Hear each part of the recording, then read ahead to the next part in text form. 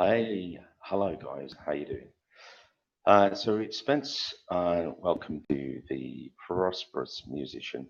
We're doing a live stream today and aiming to go live every Friday. So around this time, which is coming up to 1 o'clock Central Eastern Time. So it might be midday where you are. So welcome. How you doing?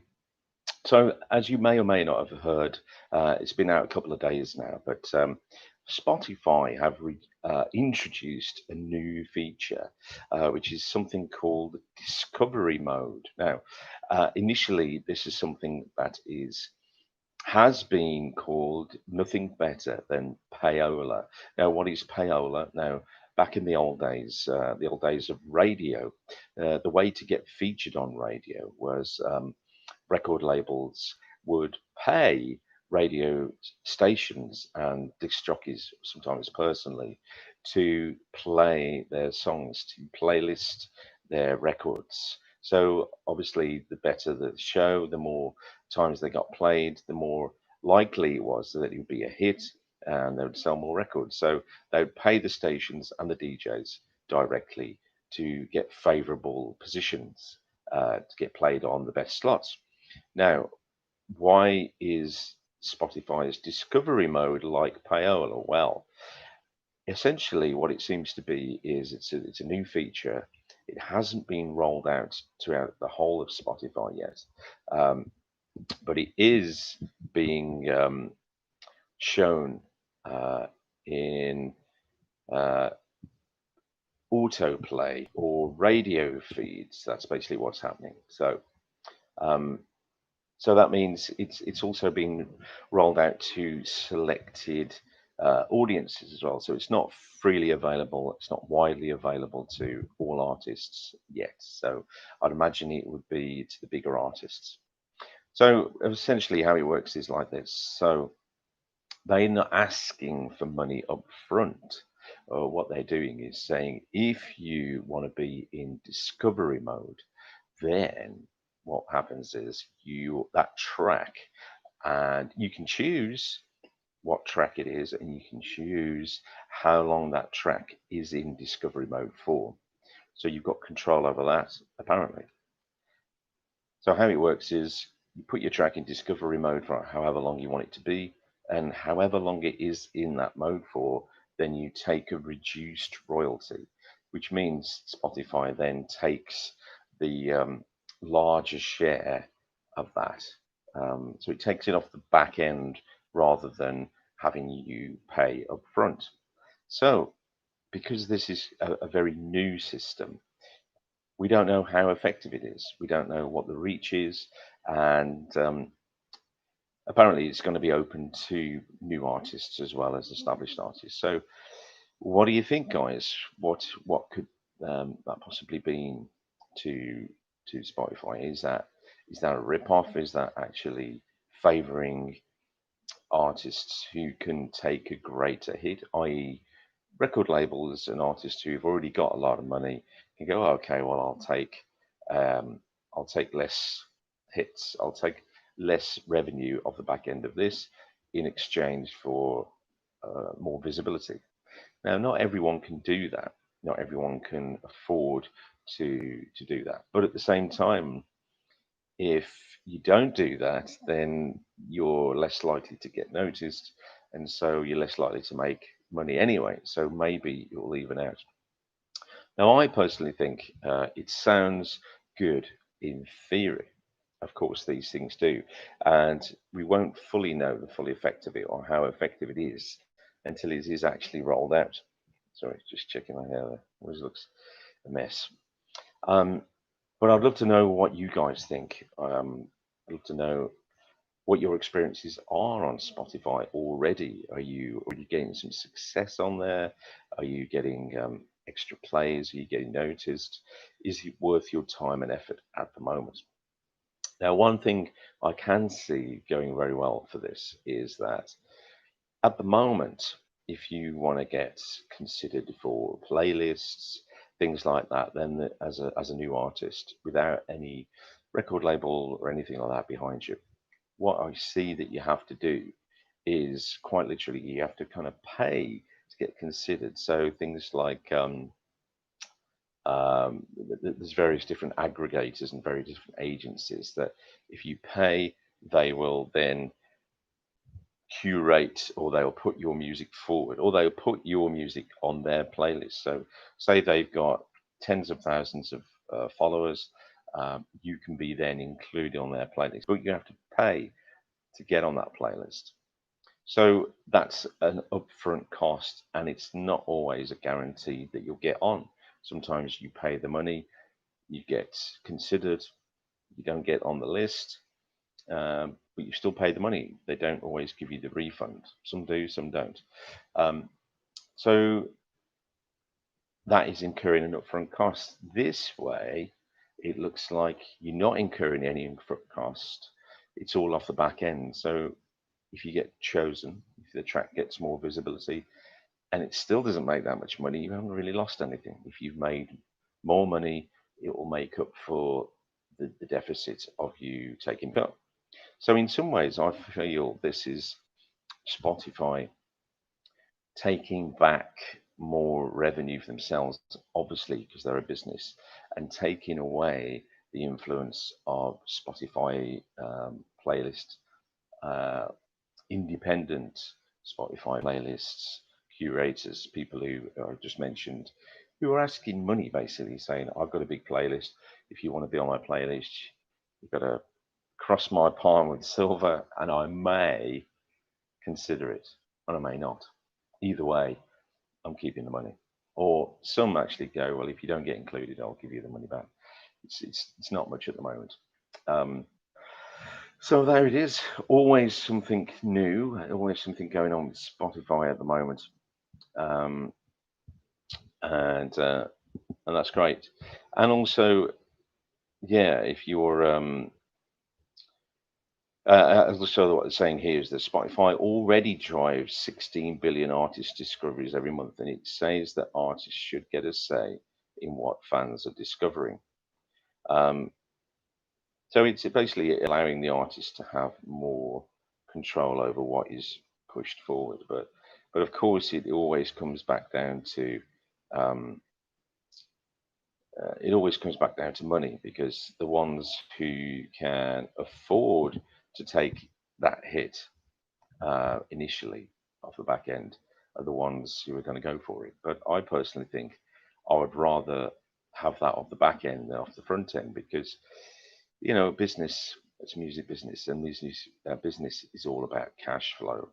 The more you can keep the cash flowing and sloshing around in your own account rather than it more flowing out than in, then that's good. But obviously, if Spotify is your main source of income, you may have to think twice about that. But if you're a grassroots artist, if you're just starting off, if you haven't got a big fan base already, it's unlikely that you're going to be relying on Spotify for your main income. So, Spotify, it seems to me like a lot of online platforms, as you're building up, they are essentially vanity metrics, getting spotted, getting noticed, getting more thousands of players. That just looks good. It gets you skin in the game.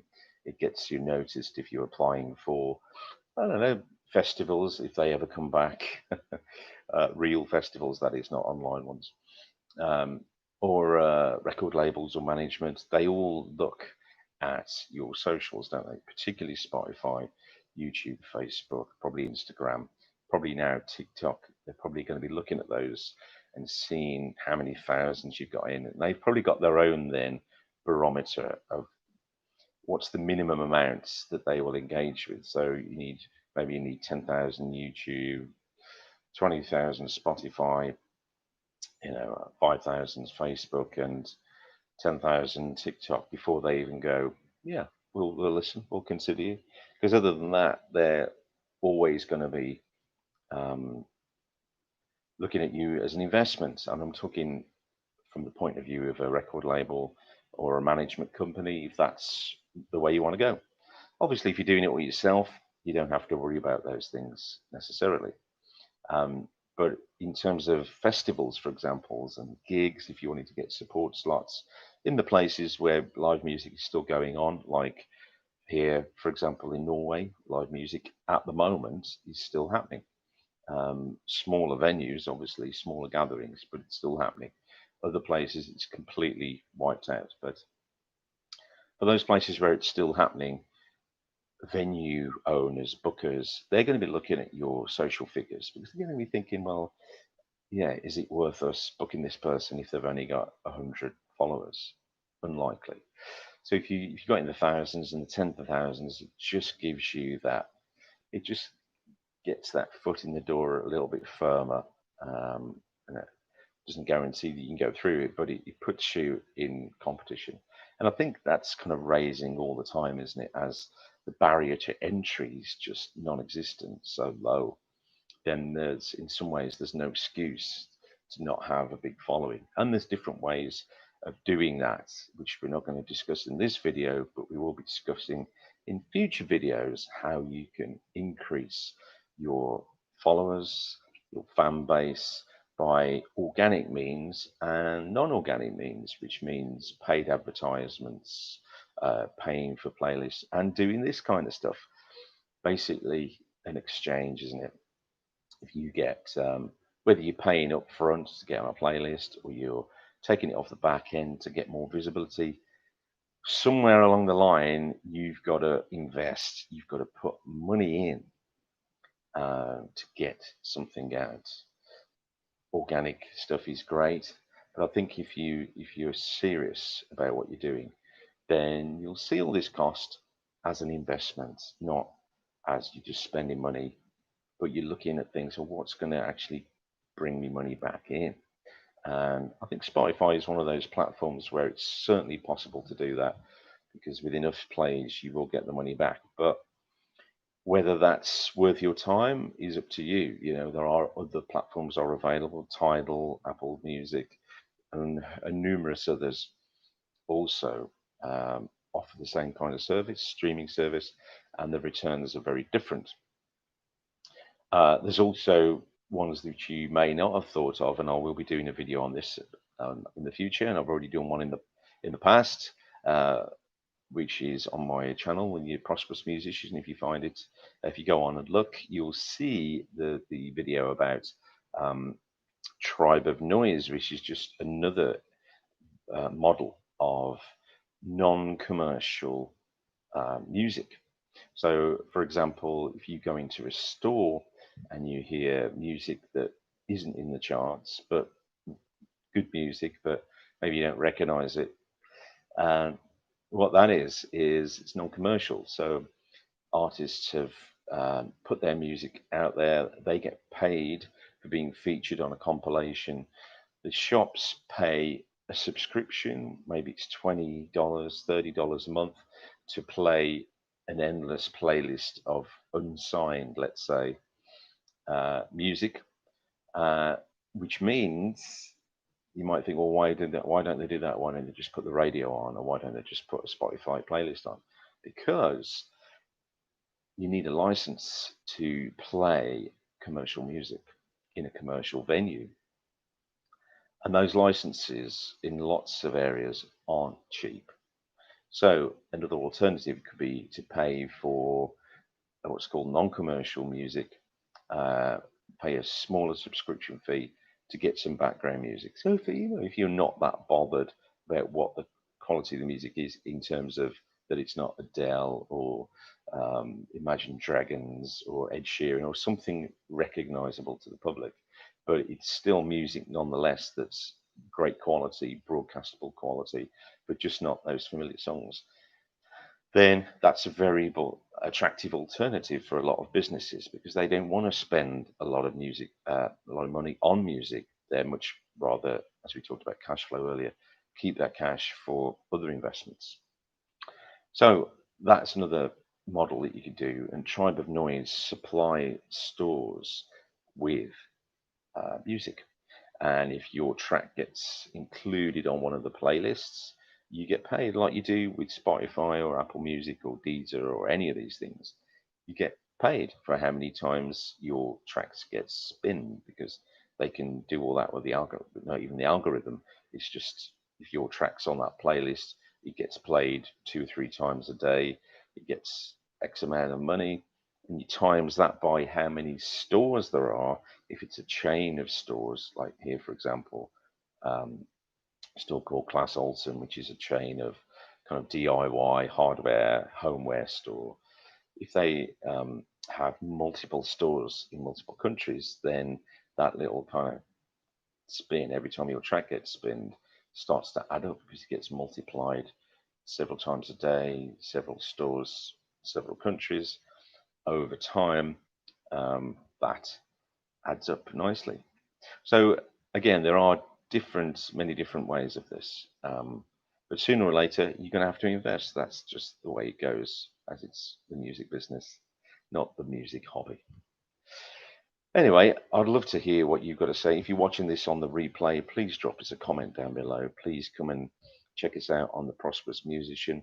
I do videos every Monday and Friday. We do a live on the Friday, like today. Hello, it's Friday the 6th, the day after the day after the day after the election, and it's still not decided yet. But I'm sure by next Friday we will have a new name over the White House door. Do they do it like that? I don't know. It's not a pub, Spence. It's the White House. We may have a new president. We may have the same one. They may have to drag him out by force. Who knows? Not me. Anyway, it's been great to talk with you today, and please join me, like this, share it with your friends if you want to talk about this, and drop your comments. More importantly, um, uh, be involved in this community, this prosperous musician community. Um, any thoughts you have about this, about investing in your music, about this Spotify discovery feature, and in fact, any ideas that you might have for videos to feature. We do interviews, we can do how-tos, we can feature different kind of business models. So we've got a lot of things coming up on the channel already.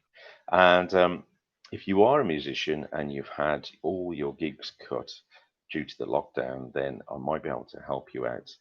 As if you've ever thought of playing live on the streets or busking, for example, as far as I know, even during lockdown, that's still allowed. So there's some great tips I've got for you there about how to maximize your earnings in that way.